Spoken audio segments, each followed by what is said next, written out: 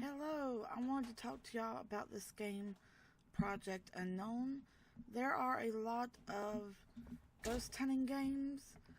They all seem to spawn from Phasmophobia in hopes to get the success that that game did. Uh, there are some good ones and there are some really bad ones. This one is a really good one, and I get 3 times the amount of screams from this one than I do actual Phasmophobia. And it doesn't matter how many times that I actually play this game, I will scream every time. And this is usually one that me and my friends will always go to. It is called Project Unknown. It is in its very, very early stages, but it is worth looking into for sure. And you can find this on Steam. So we're just gonna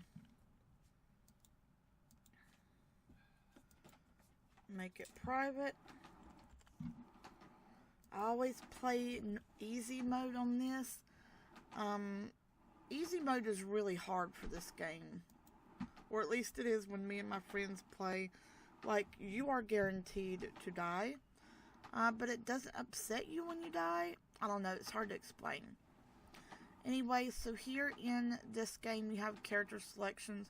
I'll go over each of the players. Each player has a special ability to help you succeed in winning. The priest. Oh, sorry, they're all wearing Halloween costumes. They didn't turn the Halloween thing off yet. But, this guy's a priest. And his special ability is to pray. When he prays, it will make you less detectable from the ghost. But this doesn't always work during a hunt, so you have to still be careful. This girl here with the tarot cards. Each card has a special effect: speed, teleportation, revive, and light source. And the whole point of this game is not to find out what the ghost is or get proof of the ghost. The whole point is to find cursed objects and burn them. You have to burn 4 objects. And this guy has a dog. The dog will also help you search the house for objects as well, and he'll bring them to you. Look at his cute little Halloween costume. And this one, I've not fully figured out how to use her, but she has a book. And it will let you know how your allies are doing sanity-wise. It will... Hold on, let me get back to her. It will help you find revival dolls, or let you know where the ghost is, or how angry the ghost is. We're going to go ahead for this one and use the priest. One moment, let me see. I'm not really hearing audio. One moment.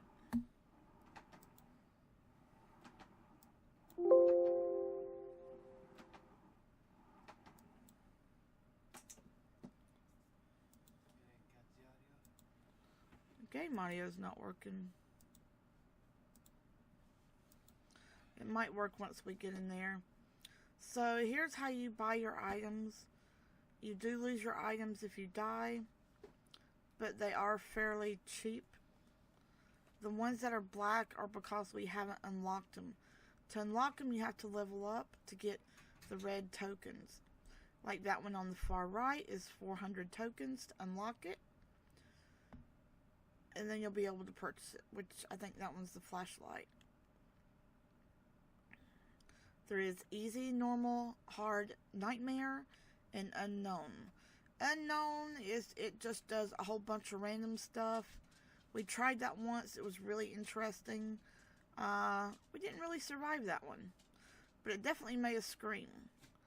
When I first bought this game, there was only Thornwood, which is what we'll look at today. You can't do the other 2 solo. There are so many rooms that you can easily get lost in those. And it would take you forever without a group of people. So these are considered ghost hunting games to be large maps. Yeah, you need a team if you're going through those. Thornwood is considered a small map, and you could easily solo that one. Also in the lobby,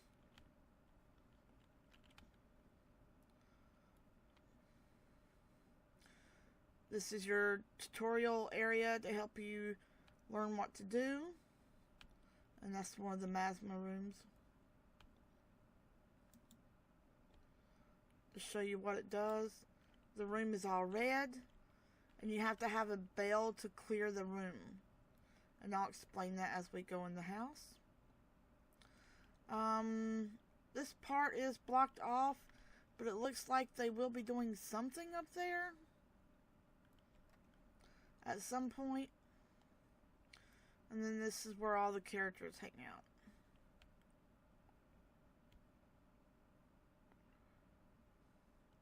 Your starter items. This game, like I said, is not the same as Phasmophobia or the other ones. You get a reusable light stick that you can shake. A magnifying glass. And a bell. If your sanity starts getting fuzzy, you want to make sure you ring the bell to clear it up. The magnifying glass is to help you find cursed items and, of course, light. There's a lot of things I have to explain with you with lighting in here. When we get to the house, we'll talk about that. Oh. Make sure we're on easy with the small house. So to start the game, you're going to get in the car.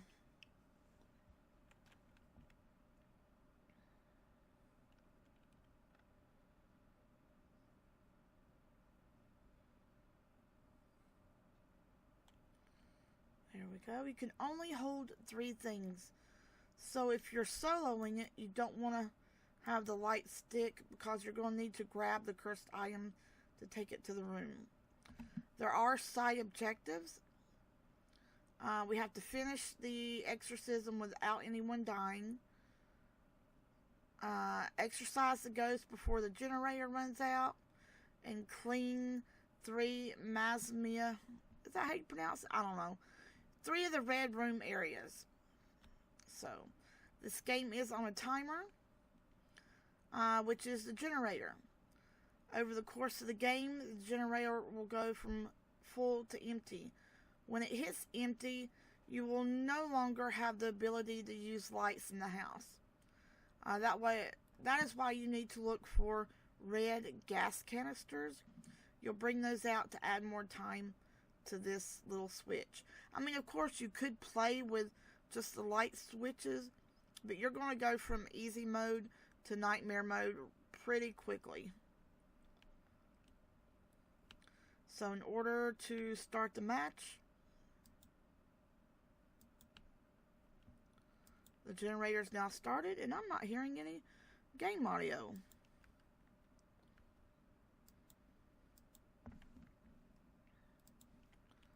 Where is my game audio? I might have to restart this. Oh, here we go. Alright, perfect. So yeah, you'll hear the generator going and everything. Let me see if I remember what the crouch button. Toggle crouch. What's crouch? C is crouch. Okay.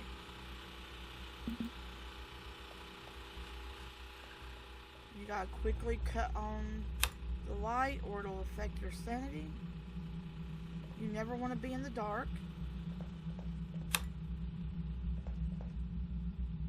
And what you'll do is when you first put up your magnifying glass, it'll be white and then it'll turn purple if it is a bad item.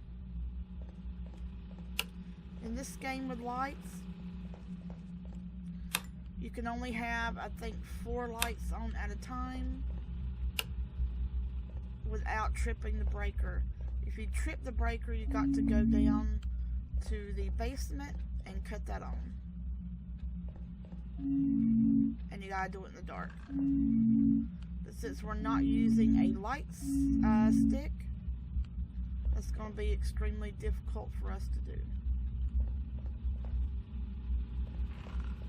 And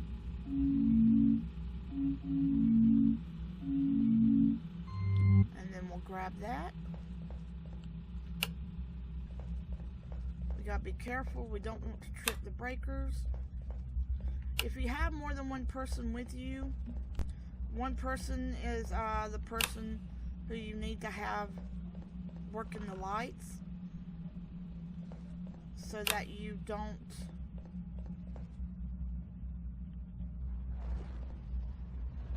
okay.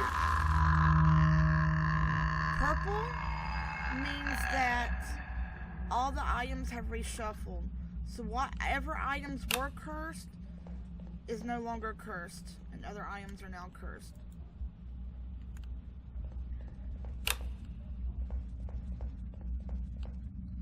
So we are now going to go back to the first couple rooms. Oh, something just dropped. Threw a book at me. That means we can go back to the beginning. If you keep getting purple, that makes your game so much easier. Ta-da. And we'll just run it.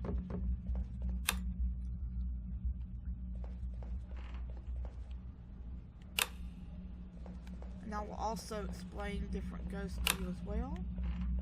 See how each candle will light up as you get a cursed item? Green means the ghost burns out a light bulb. And that sucks because we need that in that place. So purple shuffles.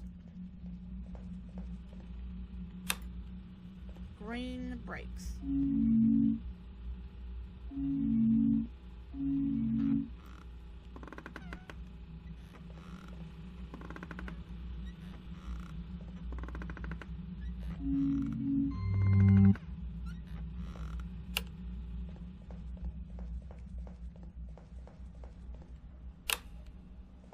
I will also explain the different ghosts as well.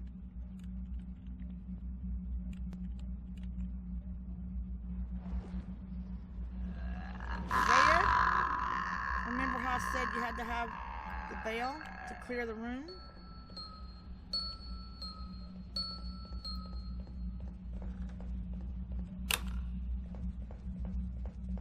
Usually the ghosts start showing up about now. That's why they are. Anything else in here? Nope.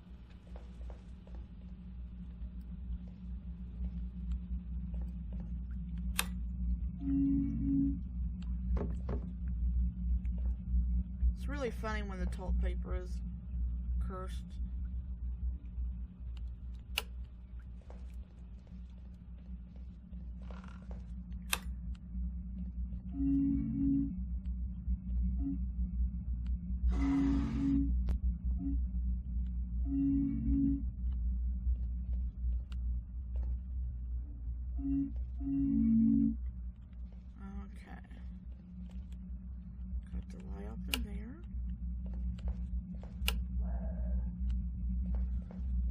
Through that. Alright, we got our last item. There is an upstairs to here as well.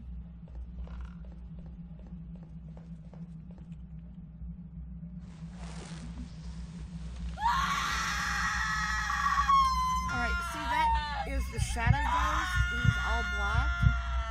And he has about 4 to 5 eyeballs. If you get this ghost, you never want to look at it. I mean, it's impossible. If you see it right away, turn your back to it and just leave the room. You want to stay in rooms with the lights on. He'll cut the lights off, but you need to cut the light back on. You want to stay in the light with that one as much as possible. The other ghost, and also in this game, you want to shut your mouth. As soon as you see a ghost or hear a ghost, don't say a word. And sometimes I play with people who play this game. As soon as they see a ghost, they get really chatty and excited and start squealing. You don't want to do that in this game. That will get you killed immediately with almost any ghost, because they can hear you, find you, and get you. There is another ghost that walks like Golem from Lord of the Rings, and she's got jewelry on and everything like that. She is made to steal your stuff. If you get a cursed item, just know that that ghost is going to run up and try to steal it. There's also another naked crawler that crawls on the walls and does all kind of stuff. I'm not sure what that one does. There's a screaming lady, a crying lady that cries. If you see her, don't move. Just stay where you are until she leaves the room. Don't say a word. And then we have a ghost that is the widow. She's brand new. She's my favorite. She has 2 different abilities. She's like 9 foot tall.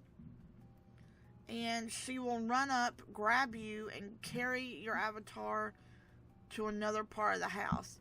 But you have to be careful, run out and hide once she drops you, because she keeps you there so she can separate you to take you out. So if you see her, you want to stay away from her or start running. You don't want to let her catch you.